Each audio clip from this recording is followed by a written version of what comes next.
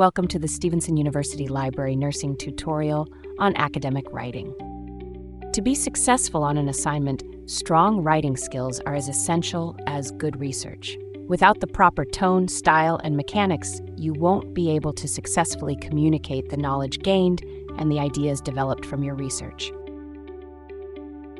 By the end of this tutorial, you'll be able to understand the importance of relying on evidence, addressing your audience in a professional, concise, and engaging fashion, and using good spelling, grammar, and sentence structure.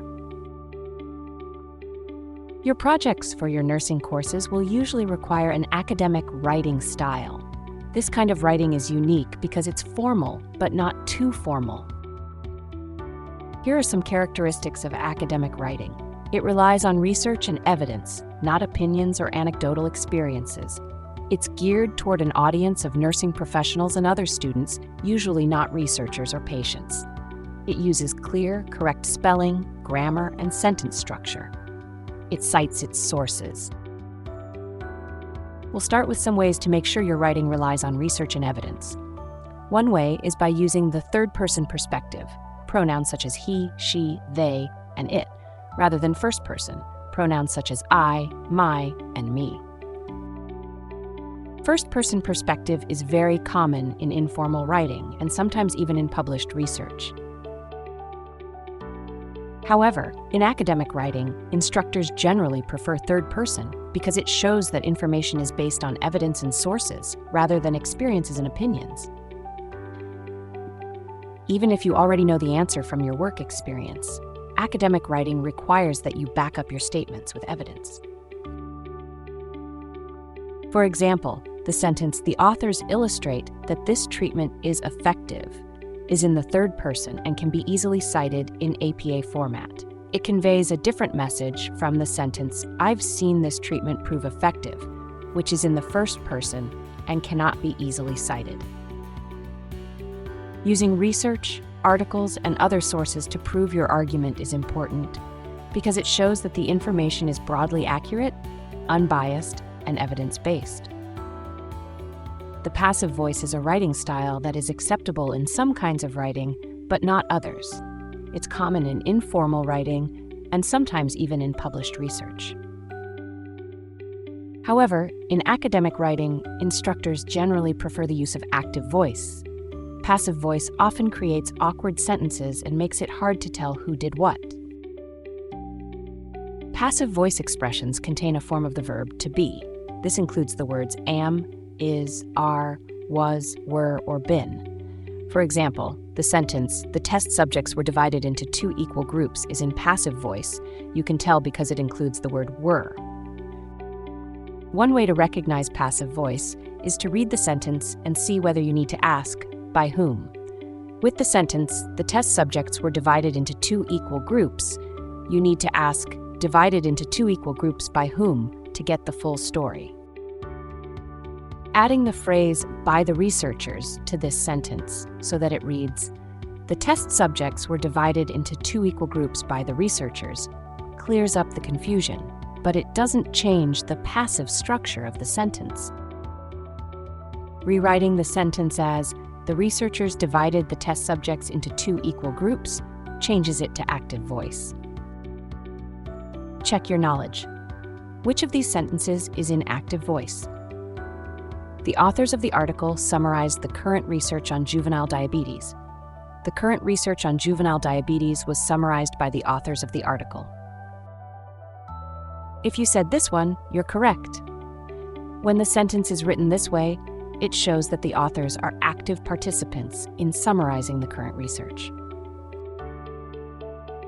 Next, we'll discuss some ways to make sure your writing is geared toward your instructor, classmates, and other peers in the field. It can be difficult to find the right tone to use in academic writing. Using articles as sources and citing them properly is important, but you don't want your projects to be boring.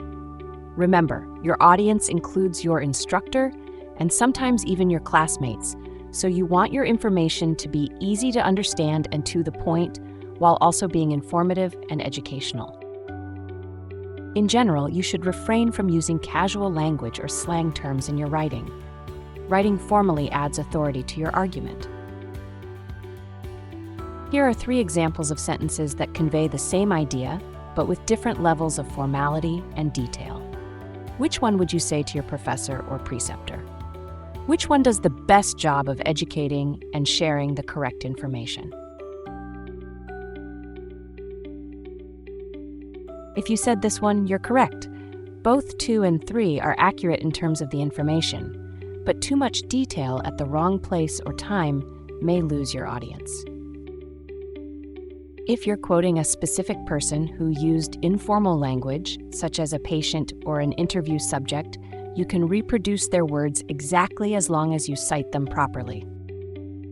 Otherwise, you should still convey the information more formally. In academic writing, the basics of good writing are important, including spelling, grammar, and sentence structure.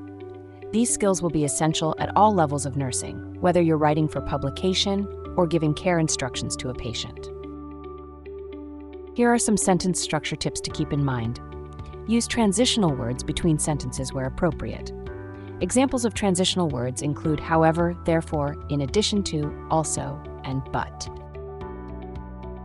Transitional words help your paragraphs flow better, which in turn helps your reader follow your argument. Here's an example of a paragraph written in a choppy fashion because there are no transitional words. Here's an example of the same information but rewritten to add transitional words and vary the length of the sentences, which flows better. Another tip is to use parallel construction when writing your sentences, employing similar wording and verb tenses. Parallel construction can also make your writing flow more smoothly to the ear and the eye. For example, this sentence has 2 issues. It's in passive voice and doesn't use parallel construction. How can you tell if a sentence has parallel construction? One way to check is to turn the different parts into bullet points and see if they still make sense. In this case, the verbs develop and understand aren't in the same form as getting. This version of the sentence adds parallel construction and active voice. If you do the bullet point test again, you can confirm that the revised sentence has parallel construction because the verbs developing, understanding, and getting are all in the same form. Congratulations! You are prepared to start your academic writing now that you understand the importance of relying on evidence, addressing your audience in a professional, concise, and engaging fashion, and using good spelling, grammar, and sentence structure. Keep in mind that the tips in this tutorial are just a few elements of writing clearly and concisely. For more detailed information, look at your APA manual, the Writer's Reference Center database from the library, or your course materials. Thank you for watching. Contact the library if you'd like assistance. If you'd like to share feedback on this tutorial, you can do so at the link or QR code on your screen.